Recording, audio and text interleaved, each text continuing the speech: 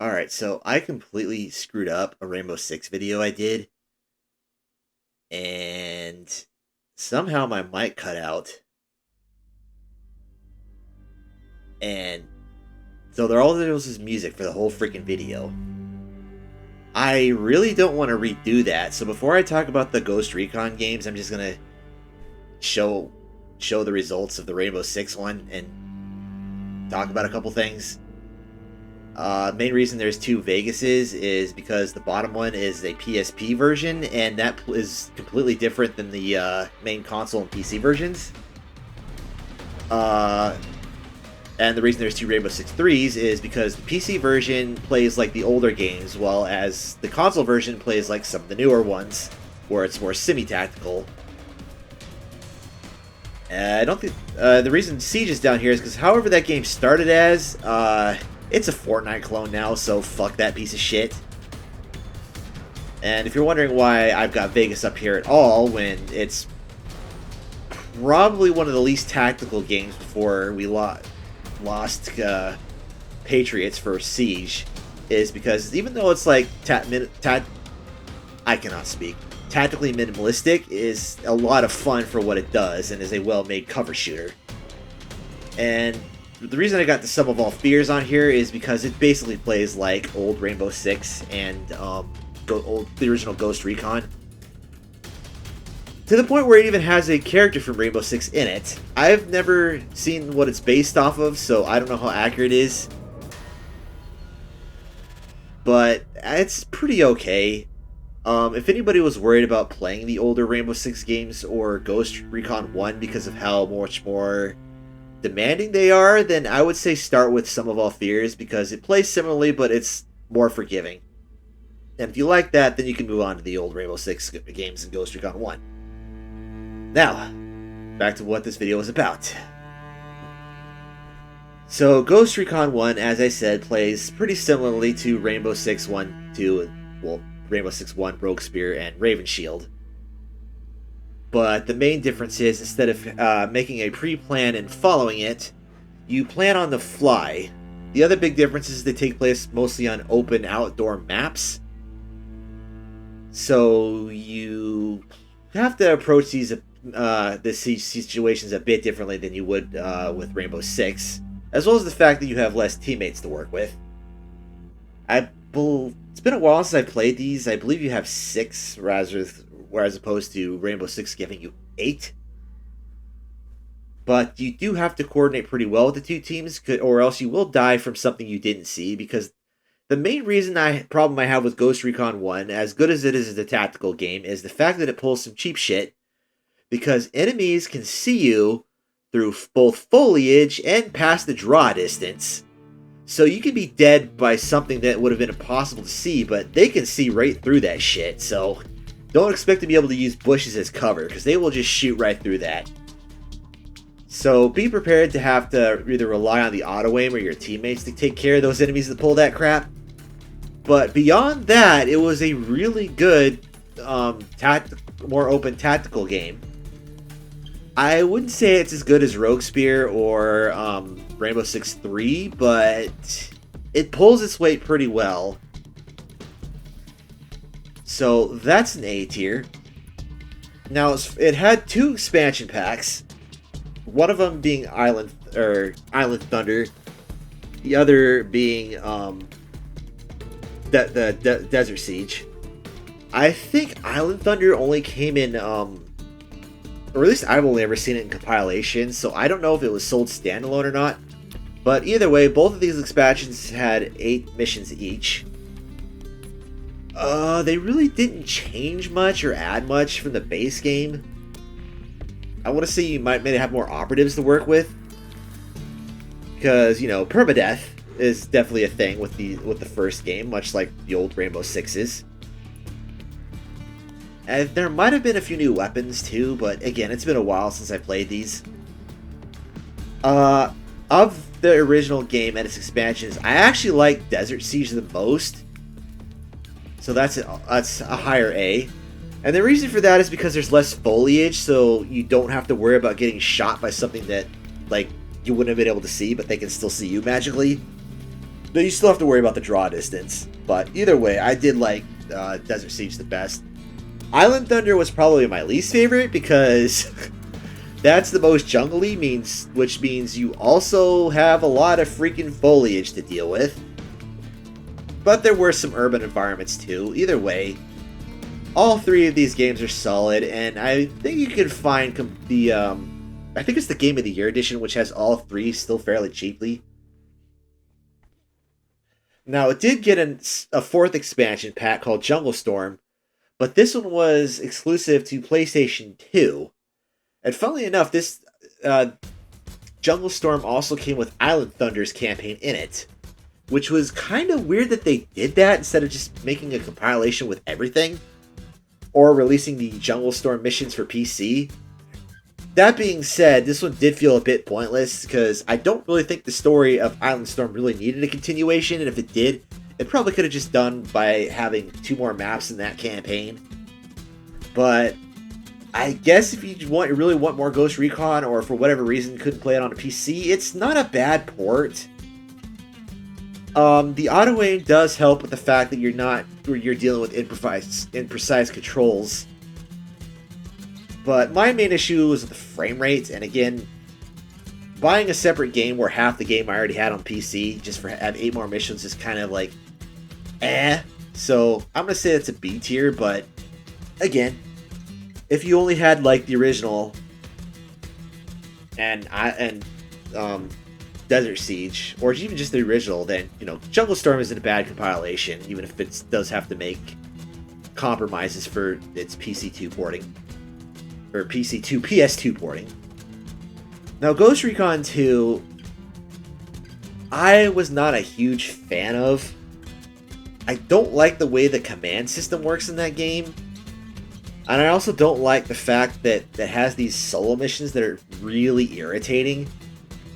Because they're definitely put more on stealth than the regular ones do. But it was really jarring to go from having 2 teams of, I think 3, to just 1 team of 4. And that team of 4 has not gotten much better than the previous game. The level design was also more linear, so it honestly felt closer to the console version of Rainbow Six 3.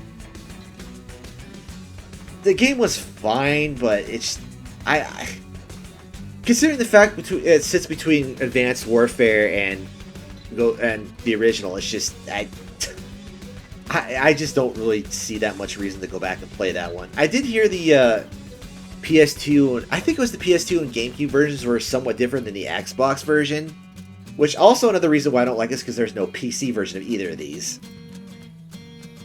But either way, it's fine. It's just not that great. It did get an Xbox exclusive expansion called Summit Strike, and I think this one was better. If I remember correctly, they ditched the solo missions, or if they didn't, there was just like one of them. And the level design was a bit more open, so I won't say it fixed the problems of Ghost Recon 2, but it definitely was an improvement. If you have an Xbox, then a working Xbox, because I don't think these were ever made part of the backwards compatibility program, then I would say go ahead and pick it up. You can probably find both it and the original pretty cheaply. Now, Advanced Warfighter is an interesting situation. There were 2 distinct versions, much like Rainbow Six 3 and Raven's Shield. The console one was a bit more arcadey, though I would say it's slightly more tactical than Ghost Recon 3 and Lockdown were. Rainbow Six 3 and Lockdown were. But the PC version was actually pretty similar to the original Ghost Recon, but obviously with better graphics, but with a deeper command system, though it was a tad bit more forgiving, because usually with Ghost Recon 1 you die in one shot. In Advanced Warfare, even with the PC version, you can still take a few hits and not die usually. Same with your allies. The main issue was the friendly AI was kind of stupid, which, to be fair, has been a consistent issue with the Clancy games. but it wasn't as noticeable with Ghost Recon 1 or the early Rainbow Sixes as it was with this one, because you had volume on your side. If one teammate went down, you had, you know, 5 to 7 more to work with usually. If this one goes down, you're kind of down to just 2 others. That being said, just the amount of improvements that makes the original, despite the AI still lacking, I really like the PC version. It's not as good as Rogue Spear or Raven Shield in my opinion, but it's pretty close. The console version, I didn't actually own it, I rented these. I played through them. I think, if I remember correctly, the story was a little bit different, but the level design was probably the main other change, besides the fact that, you know, one's in first person and more tactical, the other's in third person and a bit more arcadey. So, honestly, it's probably worth trying both and seeing which one you like. Again, if you prefer the highly tactical experiences of the older games, go with the PC. If you like the more modern Ghost Recon and Rainbow Six games, then probably stick with the 360 PS3 version.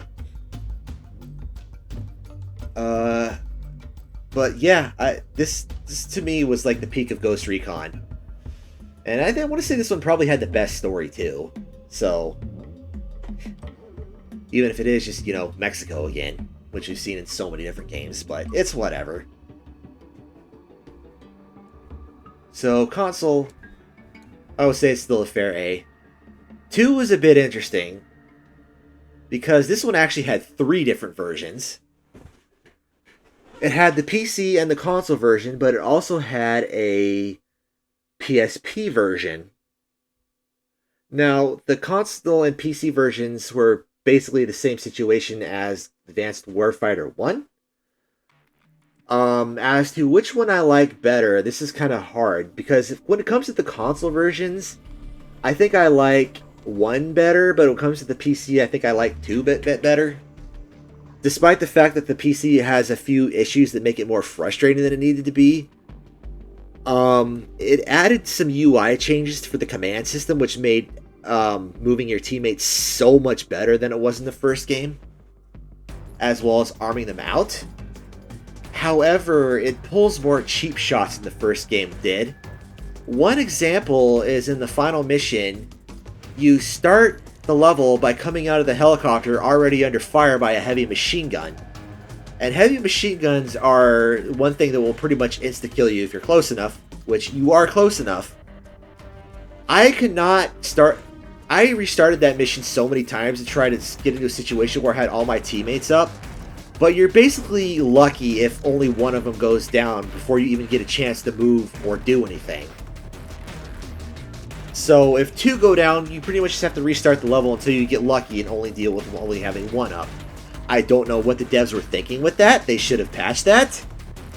But it is what it is.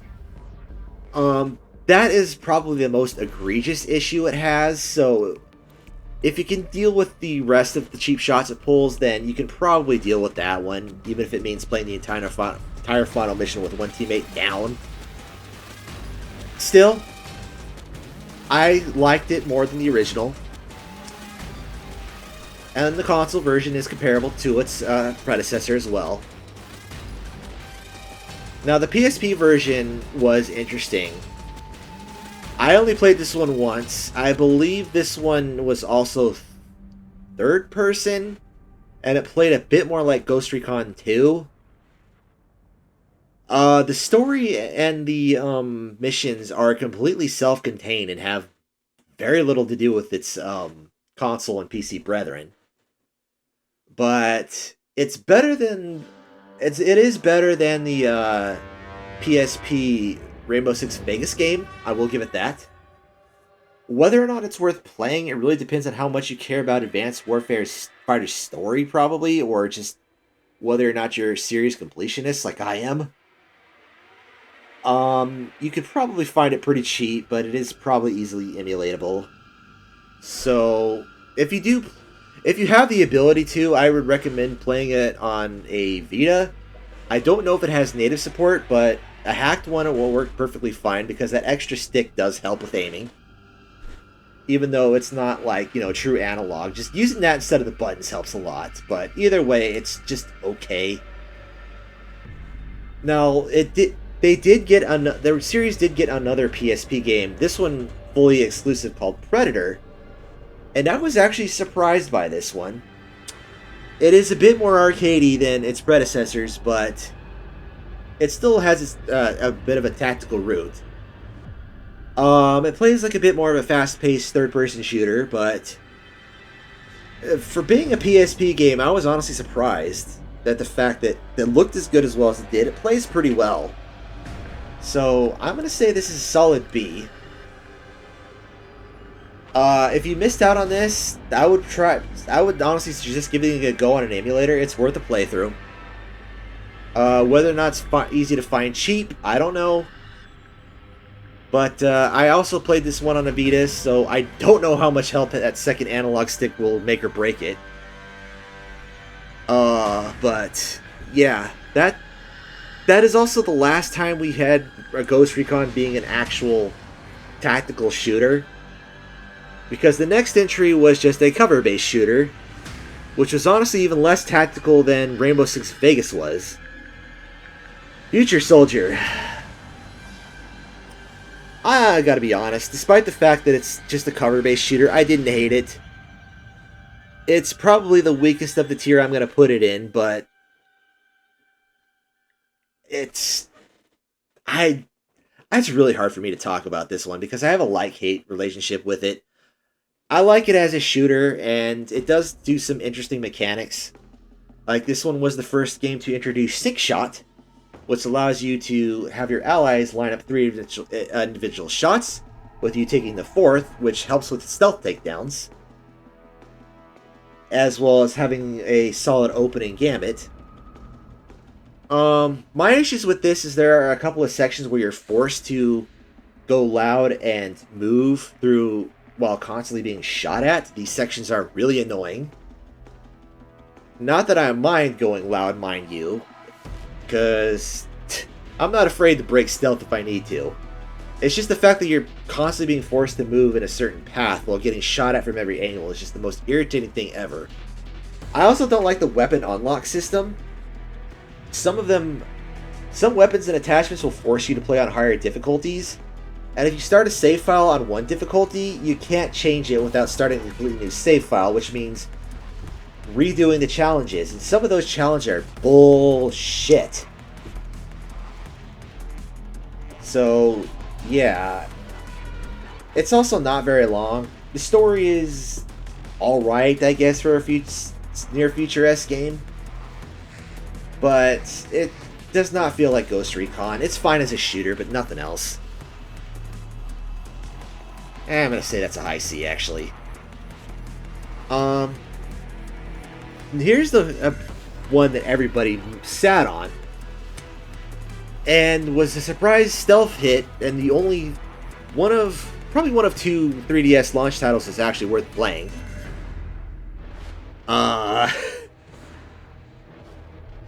This game was not a shooter. It was a tactical game, though, which I appreciate. This was a turn-based strategy. Or rather, a turn-based tactics. It played a bit like Fire Emblem with guns, if you can believe that. Or maybe modern XCOM would be a bit more of a better example. It does have kind of a goofy story. But, oh, I just realized I don't have the Wii Light Gun game on here. Well, pretend I'm putting the Wii Light Gun game in a low B, because it's just a light gun game. It has barely anything to do with Ghost Recon, and it just retells the story of the first game, more or less. But anyways, back to my rambling. Yeah, I ended up picking this up later because I didn't know what to think about it, and I wasn't really into Ghost Recon yet. I was mostly just Rainbow Six kid, which is funny because I was playing Rainbow Six 1 at an age where a kid would probably be like, "What the hell am I doing?" And yeah, it took me quite a while to beat that because that was not very good. So, anyways, when I finally did get into Ghost Recon, I found this one for fairly cheap. I played through it, and I was really surprised at how good it was. I won't say it's the best thing ever, but like as a pseudo Fire Emblem or XCOM game, it did its job. Again, story's a bit goofy, and I can't say I like some of the later levels that rely on like heavy drones, because that kind of goes against the whole concept to me. But yeah, if you want a squad-based tactical shooter for your 3DS, or just want to, you know, make sure you play all the Ghost Recon games, give it a try because it's actually pretty good. Now, the next one I did not play because it's an online. It was an online-only game, and I believe this had some sort of bullshit anti-cheat or DRM in it. But I had no interest in it. Ghost Recon Online, didn't play it. It's dead. Next we have the not tactical shooters at all. Instead, we have an Ubi slop, open world slop game. And when I say slop, I mean it. I've seen people glaze the shit out of Wildlands, and I cannot fathom for the slightest reason why. The world is way too damn big, way too damn boring, way too damn empty, and you're doing the same things over and over and over again. You get in the chopper, spend way too much time, fly to your destination, get out, assault the base, get back in the chopper, fly somewhere else, assault the next base, fight a boss, get back in the chopper. It's like, come on. We already have freaking Far Cry and Assassin's Creed doing the same shit. We didn't need Ghost Recon doing it too. And on top of that, your teammates are pretty dumb. So, you know, forget about playing tactically unless you're playing co-op, which, I don't know, maybe that's the reason people glaze it is for the co-op, but I just don't see it. It's pretty low C to me. The only thing that was really good about it is they surprisingly did a decent job at making a Mexican, well, they weren't Mexican, but Central American drug cartel, which is usually one of the most boring, overused enemy organizations in media. And they actually made it interesting because you deconstruct it from the inside, and they give pretty detailed analysis about every high-ranking members in that cartel's function and what they did to maintain their operations. It's actually pretty interesting. Like, it's bullshit, obviously, don't get me wrong, but, you know, that's like the only time it really felt like, you know, Clancy material was the story. Or rather, the inner workings of the organization, because the story itself is kind of blah.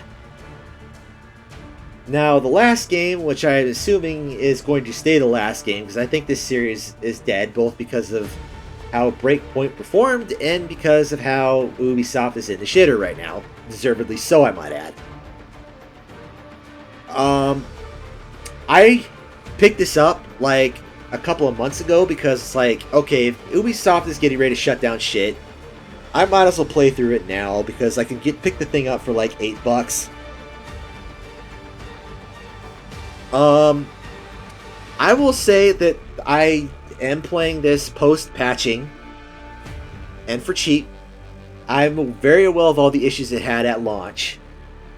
But looking at it as it is now, it had the potential to actually be better than Wildlands if it wasn't a fucking live service game. Because the world itself is a bit more... Well, it's still pretty big and empty, but it felt not as like bloated as Wildlands did. At least to me.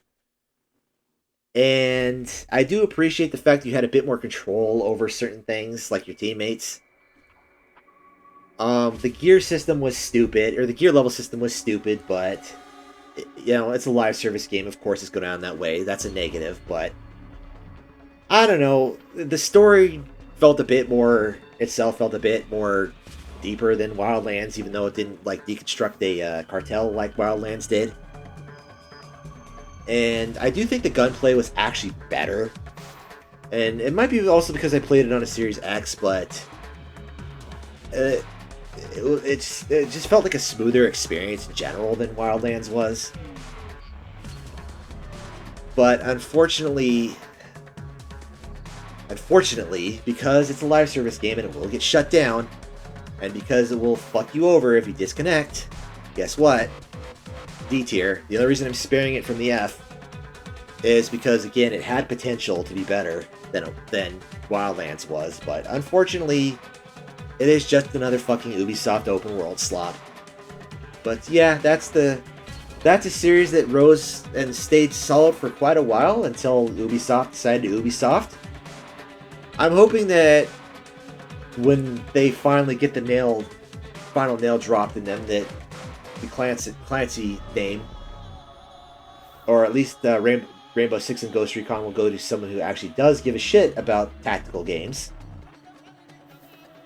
Or at the very least does not turn them into fucking open world slop. But I don't think that's going to happen. But yeah, that's my attempted fixing of the Rainbow Six fuck up, and that is Ghost Recon for you. So enjoy it while you can, because these tactical games are the unfortunate dying breed.